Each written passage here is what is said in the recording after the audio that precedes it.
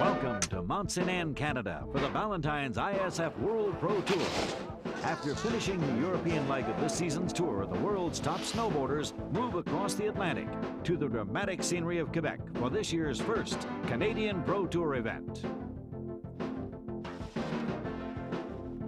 Held over a 4-day period, this Masters event will see the sport's top names battle it out in all 3 Pro Tour disciplines as they fight for a share of the $60,000 prize purse. And with the season drawing to a close, just as important will be the potential world ranking points on offer here at Mount St. Anne. But winning a share of those points won't be easy. This Masters event has attracted all the sport's strongest riders, with all the top Europeans in attendance. And then there's the strong North American contingent, threatening to dominate the first of the events here, the Super G. The second discipline sees man-on-man racing as the riders fight each other down the course in the parallel slalom. And then the last of the 3 disciplines, the Halfpipe, the real crowd puller of the tour, which promises to provide an exciting climax to this thrilling snowboarding festival.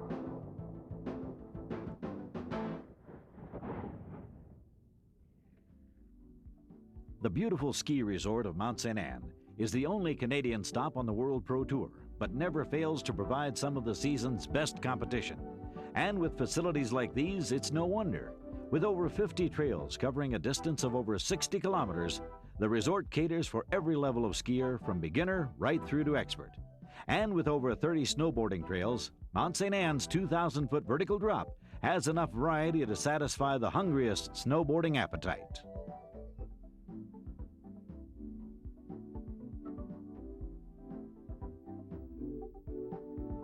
There's even enough to keep the kids busy with ski school and nursery facilities, just part of the special activities on offer at the award-winning Children's Center.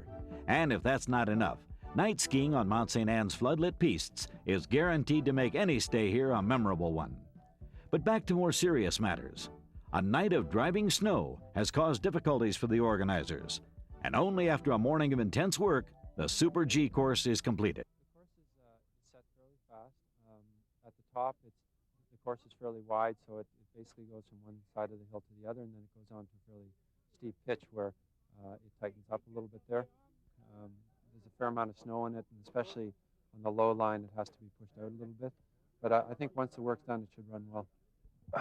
It's a super nice, fast course, but right now it's a little bit dangerous because we got fresh snow inside, and they have to clean it really perfectly for the snow, because otherwise it gets really dangerous with all the bumps, especially for the girls.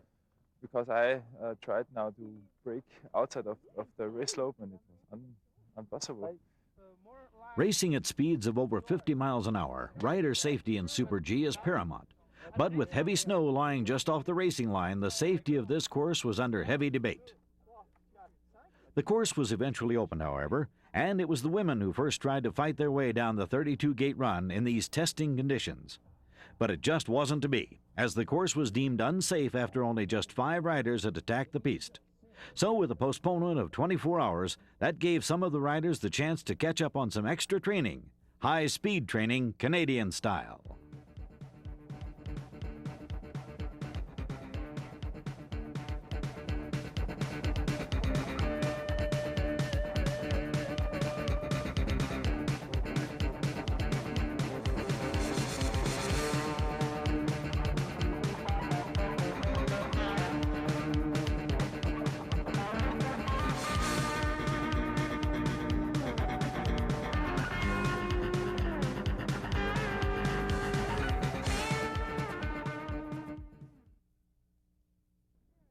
Day 2 of this Masters event is an early start to accommodate the canceled Super G. There's none of the previous problems, as a calm night and beautiful Canadian morning leave everybody in high spirits. The course is a lot rounder than yesterday. It's more like a GS now than a Super G. There's a lot more gates, and it's looking pretty good. It's going to be hard again, but it's sunny. People will be solar operated, and we're all ready to go fast.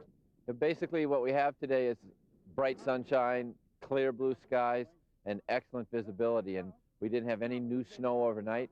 The snowcats have been on the hill yesterday, prepared the hill before we started setting, and now we have almost ideal race conditions for a Super G today. So with everything looking good, it's the women who take to the course first with just one chance to set the fastest time. And one of the first up, riding in front of her home crowd, it's 24-year-old Canadian Victoria Jalouse. Three-year pro Jalouse has had a quiet season, a 4th place in Zizadal, her best result, but she'll be looking to impress here as she hits the bottom half of this long course and heads for the finish line. Tucking over the line, she's set the target for the rest of the women, 1:08, putting her at the top of the rankings so far. Next up, it's the current leader of the GS Pro Tour rankings, 23-year-old Austrian Maria Pichler. But she's had an excellent season so far, and it looks to be attacking Jalouse's time as she nears the line. 2 gates to go, but it's not enough as she hits the finish area in 2nd place, almost 2 seconds behind Jalouse. American Betsy Shaw then hits the course in a bid to knock her Burton teammate off the top spot. With 5 years as a pro, Shaw has all the experience she needs to tackle this technical Super G and is on course for a fast time as she blasts through the last few gates. Into the finish area, it's fast, but not fast enough. 1:10:09, putting her into 2nd place behind Jalouse.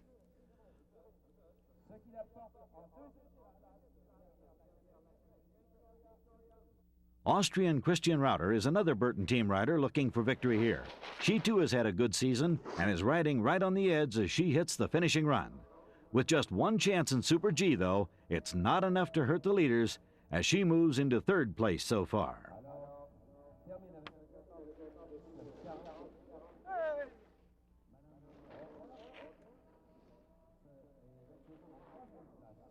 On course for a really fast time, American Michelle Taggart looked to be in threatening position until this mistake in the finishing stretch.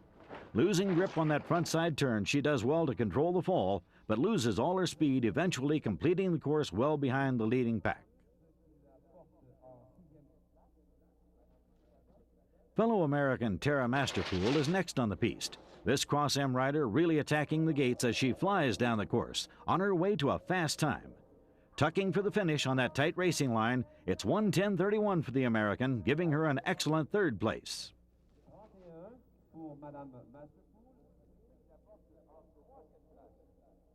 But after all 39 riders complete the course, no one could touch that early run, and Victoria Jalouse takes 1st place racing on a home soil here at Mont Saint Anne. Moving on to the men's Super G, where a larger field of 79 riders will attack the same course as the women, and one of the first up is newly crowned European GS champion Martin Franademetz. The favorite going into this event, Martin is judged to have clipped a gate on his way down the course, resulting in an early upset as he exits the competition, leaving the way open for the rest of the field to battle it out without him. 24-year-old American Mike Jacoby missed out when the Tour visited his home spot Mount Hood earlier this season, after a fall in the Super G put him out of contention. He's really going for it here, though, as he powers through the gates, carving a tight line on his way to the line, setting a target time of 1:03:21, the fastest time so far, giving him the lead with the rest of the men's field still to come. I went for it. I really wanted it. Got out in some snow. I don't know how much it's going to cost me. Felt my hand in the air a few times, but in general, I had a pretty good run. We'll see how it holds. You know, it's Super G. You never know. Mike's time held its own against the early runners, keeping him in 1st place until Canadian racer Ross Rebagliati looked to be threatening his time. Inspired by the cheers of his home crowd, Ross set an electric pace on the first half of the course and blasted down the home stretch on course for a fast time. Stretching for the line, 1:03:81, it's just outside Jacoby's time, so 2nd place for the Canadian. Italian Andrea Marioli is always a big threat in alpine racing, riding that distinctive style and super narrow board to the limit as he powers his way down the Super G here. Almost out of control, he blasts over the line into 3rd place just behind the leaders. But with more riders still to come, the medals are by no means settled. 27-year-old Jerry Ring is having a good day, though. He makes excellent time through the top half of the course, and by the run into the finish, he's well on his way to a fast time. With 1:03 the time to beat, he's close to Jacoby. But at 1:04:35, it's only enough to give him 3rd.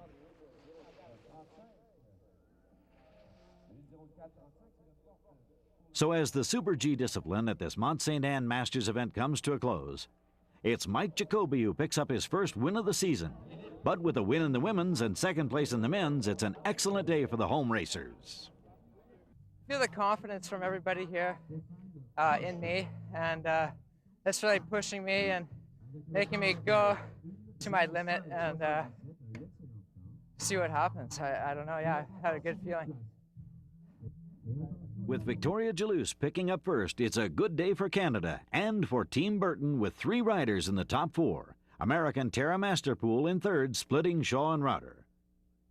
And in the men's Super G, Mike Jacoby takes his first win of the year. Ross Rebagliati continues his good form with second, and Jerry Ring in third.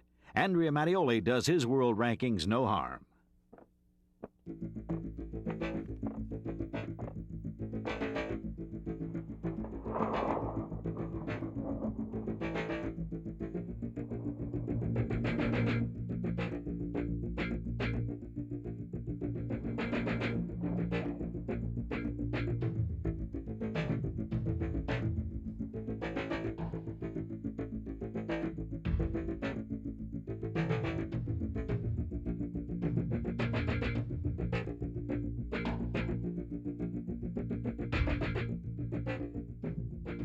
It was very cold this morning, minus 20 degrees, and now it's getting better and better, so it's going to be a very good race.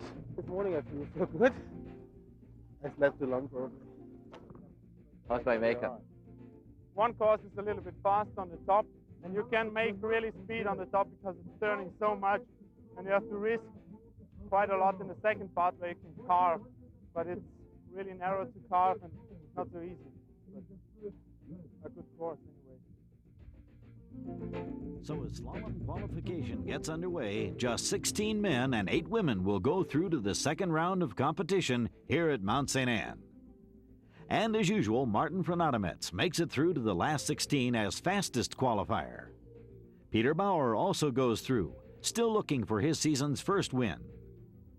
While no final draw would be complete without the consistent Karl-Heinz Engel of Austria. Into the women's finals, Christine Rauter is looking the favorite, while Burton teammate Martina Magenta is hot on her heels. Going into the parallel finals then, and one of the first heats sees a big clash between 2 of the sport's most respected names. On the yellow course, reigning Pro Tour slalom champion Hans Roche from Germany, and his opponent on red, the Pro Tour veteran Peter Bauer. The pair haven't met this year in competition, and with both still looking for their first win this season, it'll be a fierce race. Both pushing to the max, they're neck and neck as they head down the course. But it looks like Roche on yellow is slowly creeping ahead. But Bauer comes back as they blast over the line, and with a difference of just 1/10 of a second, it's Bauer who advances.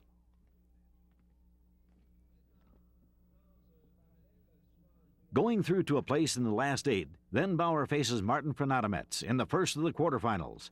These 2 strong riders have been battling it out all season, and after 3 confrontations, it's Franatomets with the advantage.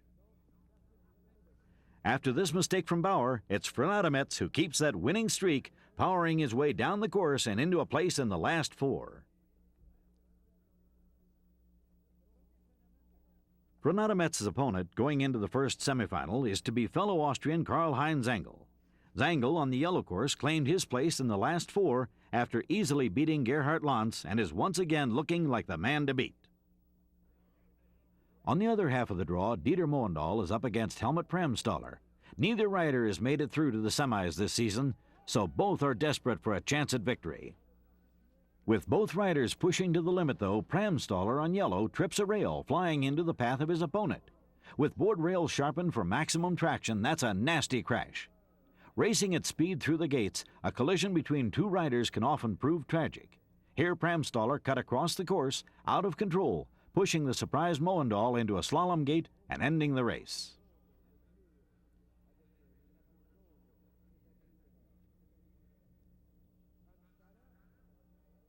They're both okay, though, and in the rerun, it's Dieter Moendal who makes it through.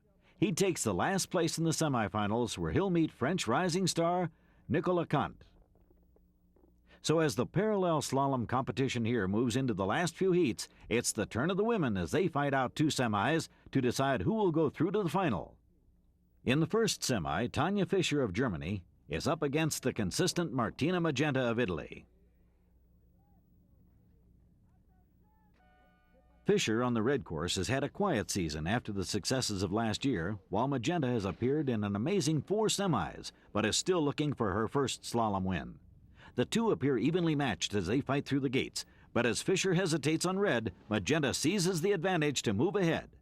But by the flatter section of the course, Magenta is well in control, fighting from the front and going on to claim a place in the final.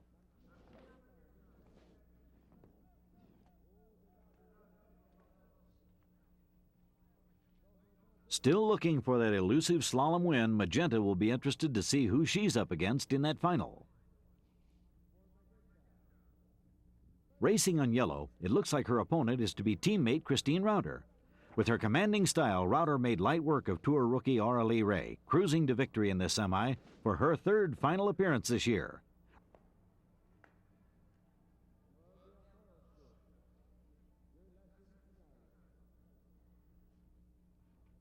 Ray has done well to get this far, however, in this her first year on the Tour.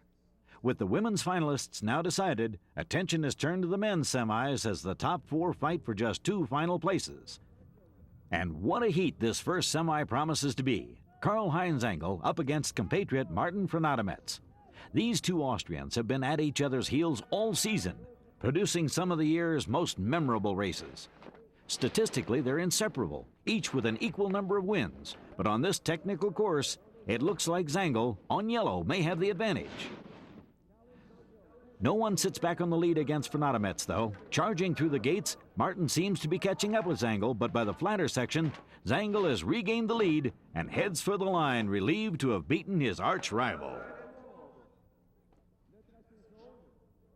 With 1 semi left to run, Zangel must be feeling confident, knowing that he is to face one of these men in the final. Neither Nicolas Kant nor Dieter Moendal have made it through to a final this year, and both will be happy to get this heat over with. As the heat gets underway, though, it's tragedy for the Frenchman as Kant explodes out of the red gate and is judged to have clipped inside the first gate. That mistake gives Moendal his first final appearance this year, and after a heat like that, he must be feeling happy. Before that final confrontation, though, Christine Rauter and Martina Magenta have to fight it out in the women's final. Best of friends off the course, these 2 Burton team riders will give their all in this final run, and as they hit the course, it's Rauter on yellow with an immediate advantage. With a desperate Magenta hot on her heels, Rauter has to keep pushing if she's to win here. As training partners, Rauter will know the determination of Magenta, and it can't be easy keeping focused. There's no doubt who the winner is, though, as Rauter keeps her early lead, blasting into the finish area to claim her 2nd win of the season.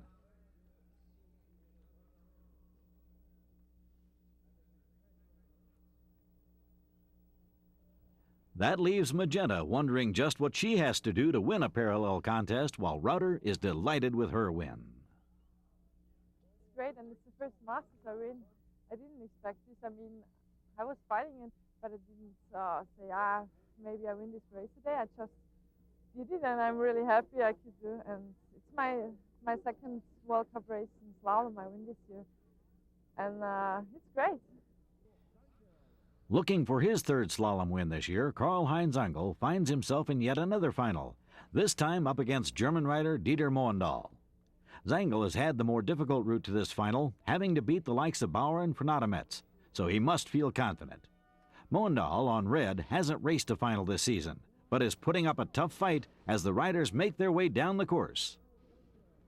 As they hit the lower section, Moendal looks to be struggling in the heavy ruts, while Zangel has settled into his rhythmical style and looks comfortable as he slowly moves ahead. The pace proves too hard for Moendal as he goes wide, heading off the course and handing the victory to a delighted Zangel.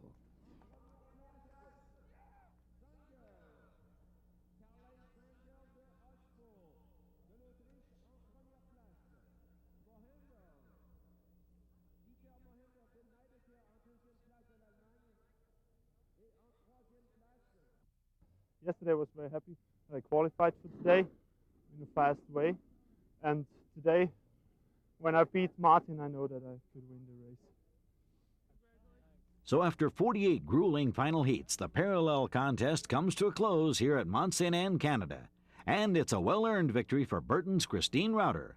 Magenta takes second, and Oily Ray an excellent third. In the men's slalom, Karl-Heinz Engel claims another win, while Dieter Moendahl must be happy with his second place. Franademetz takes third, and Kant fourth.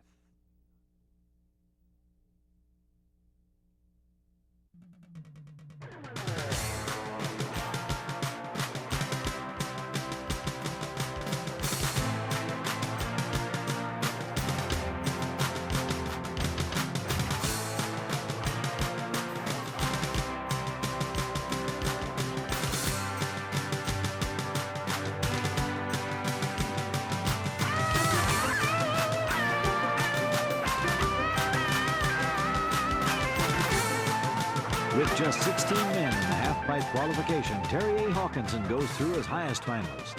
Swiss all-rounder Bertrand Denervaud advances, still looking for his first half-pipe win. But there's a strong challenge from the likes of American Jimmy Scott. In the women's contest, world and European champion Nicole Engelrath goes through. But right behind her, it's American Shannon Dunn.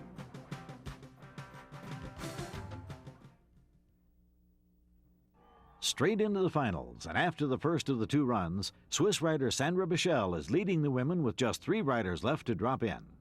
The first of those 3 is American Tina Basic. Snowboarding since 1986, Tina says she competes just for fun. But with her first run score putting her in third so far, she's proved she's every bit the serious competitor. Kicking off her run with this 540, Tina picks up some early points, then pulls off a series of front, side, and backside rail grabs to impress the team of international judges. With both final scores counting, she needs a good last run to do well, and with 116 points, she moves into the lead. But with 2 riders left, she's by no means safe.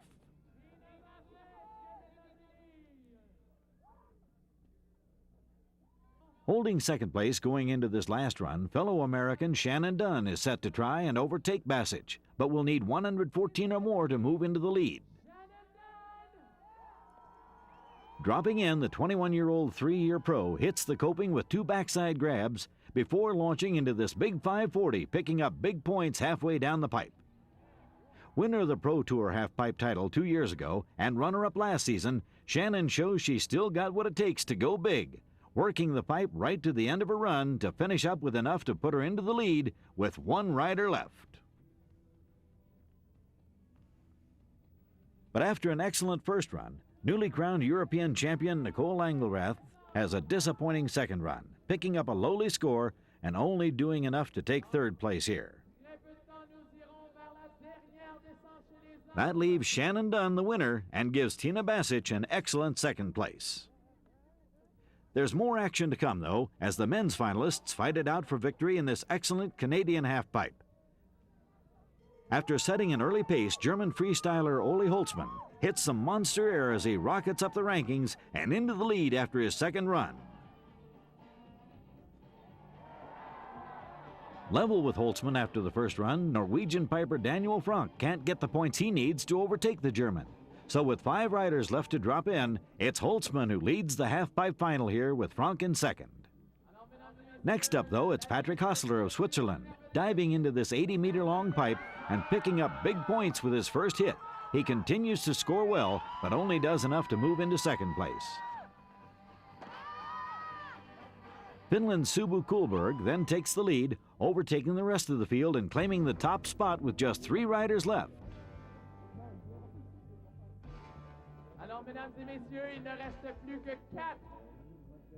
Disappointment for American Jimmy Scott leaves the leaders as they are, the American crashing out after an excellent first run. Next up, though, Bertrand Denervaud is desperate for his first halfpipe win of the season and currently lies in second after the first run. As usual, Bertie starts his run with a series of huge hits, impressing not only the judges but also big Canadian crowds. So second run score of 186 points, Bertie takes the lead and is delighted with his run.